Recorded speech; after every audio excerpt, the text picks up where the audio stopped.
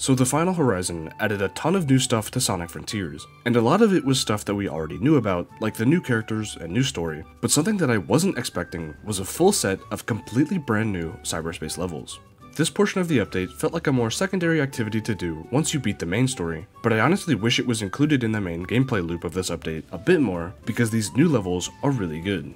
Cyberspace in the base game of Sonic Frontiers wasn't all too great for the most part, only having a few good levels spread throughout the game. But this update truly makes up for it, and I really hope Sonic Team is able to learn how to make more Sonic levels like these, because each and every one of these levels feels unique, creative, fun, and most importantly, actually plays to the strengths of Sonic in Frontiers. So I think in order to get across why I'm feeling so positive about these cyberspace levels, I need to go over a few reasons why I think cyberspace in the base game of Frontiers was pretty lacking, and trust me, there are genuinely a few.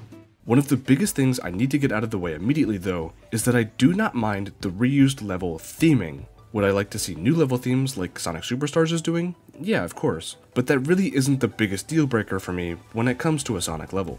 One thing that is a big annoyance for me though, is when entire level layouts are reused from previous games. Those levels were built with that game's Sonic moveset and control in mind, whether it's the reused boost levels or adventure levels, neither feel better than the original in Sonic Frontiers. Now yes, there are a few highlight levels that stick out, but a majority of the original cyberspace levels in Sonic Frontiers are not very fun to play. Another big reason I think this is the case is because of how short some of these levels are. Sonic Team didn't reuse entire levels, but instead broke them apart and made those pieces each their own separate levels.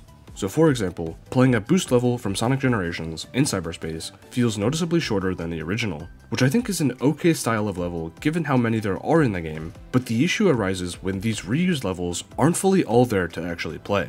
The cyberspace levels in Sonic Frontiers were supposed to feel like the game's special stages, so why did they take actual level layouts from old games and try and reuse them here? I'm only really hammering this point in because I think the new cyberspace levels do a great job at being true special stages, but I'll get into those in a little bit. Now the final and most obvious reason for cyberspace not being super fun to play in the base game of Frontiers was Sonic's control in it. Sonic in the open zone of Frontiers was one of the best controlling Sonics that we've ever seen, even including different settings to adjust how you want your Sonic to control. But all of a sudden, when you go into cyberspace, these settings are completely fixed to whatever the game wants them to be. So instead of having Sonic be able to make nice turns and have fluid movement, he controls like the tank that he does in most boost games. Don't get me wrong though, I love the boost games, but Sonic in this game doesn't have a boost like he does in those games. So when you don't have the speed of those games, but do have the lack of control you get from those games, Sonic does not feel the greatest to control. I will at least give points to them though, because Sonic at least manages to control better than he does in Sonic Forces, but I think that game probably has the worst controlling Sonic of any Sonic game, so that really isn't saying too much I guess. So when you add all of this stuff together, the reused level layouts, the weird length of some levels, and how poorly Sonic controls, the levels in cyberspace aren't all too amazing, which is why you barely saw anyone talking about them when Frontiers came out, unless they were mentioning how Sonic doesn't control as good as he does in the open zone. So hopefully that provides some context of how cyberspace was feeling before these new levels in the Final Horizon came out.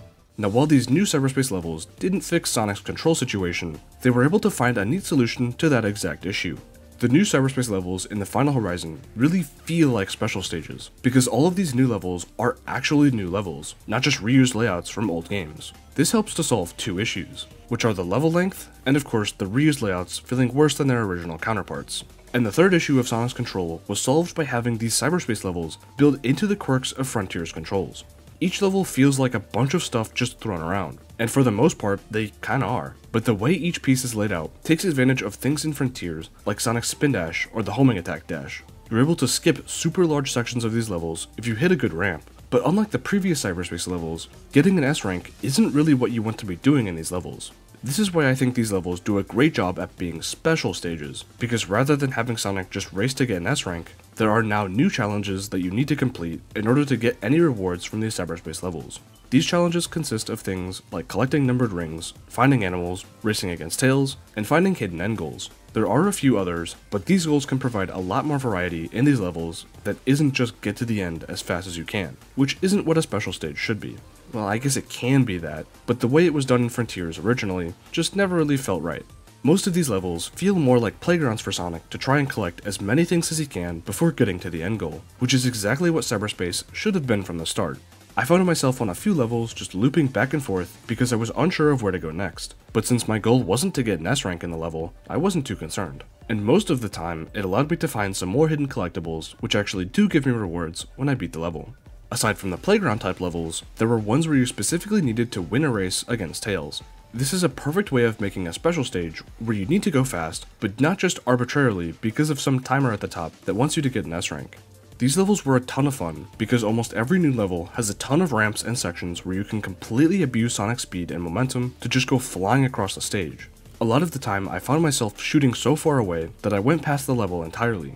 There were also some levels that used a new rocket boost mechanic, which actually felt like the boost from other Sonic Boost games, just on a really short timer.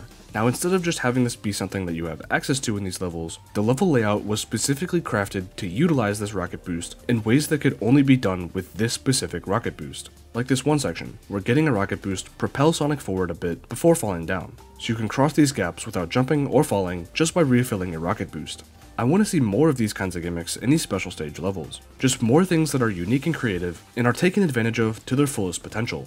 The level design here plays a huge part into why these levels are so good this time around. Having more gimmicks and objectives that aren't just go fast definitely helped shape these levels to feel like special stages, but the level layouts here are also equally as important. Like I said with the rocket boost, the levels that use it actually take advantage of its strengths in cool ways. And the playground feeling levels are designed so that when you blast off a ramp at top speed using a spin dash, you always have somewhere to go and explore. There was a really neat chemical plant level that had so many different paths that I never knew which way was forward until I actually finished the level after a few tries. So instead of trying to recreate old Sonic levels with cyberspace, Sonic Team knew Frontier's strengths and weaknesses and completely played into them while designing these new cyberspace level layouts. Overall, these special stage style levels are a huge step up from how cyberspace originally was in Frontiers, and I'm super glad they decided to make these new levels with this update, because I genuinely wasn't expecting them, and I definitely didn't think they'd be this good either. Now of course, cyberspace isn't just a full-on return to form when it comes to Sonic levels. I think Sonic Team still has a little ways to go in order to get there, but with the original idea of cyberspace in mind, I think these levels are the absolute best in fulfilling that idea. These levels were meant to be special stages, something that the player could do, but wasn't necessarily forced to. They aren't a replacement for old Sonic levels, and I definitely don't think an entire new game of just these levels would work very well, but as a distraction from the open zone, these special stage levels do a great job at exactly that. Thanks for watching this far into the video. I've got an absolute ton of new videos that I'm working on for the Final Horizon right now, so expect to see a lot of new Frontiers content in the future soon. Of course Sonic Superstars will eventually cut its way in between some of these videos, but I've got stuff planned that'll cover each major aspect of the Final Horizon, like the final boss, and deeper dives into each character beyond what I went over in my original Final Horizon review video, so hopefully you'll stay looking forward to those very soon. And if you are, don't forget to hit the subscribe button so you don't miss those videos, and feel free to leave a like on this one if you enjoyed it. Like I said at the end of my Final Horizon video, I believe that Sonic is absolutely back, and I can't wait to see what the future has in store for this franchise. But with that, I'll see you next time.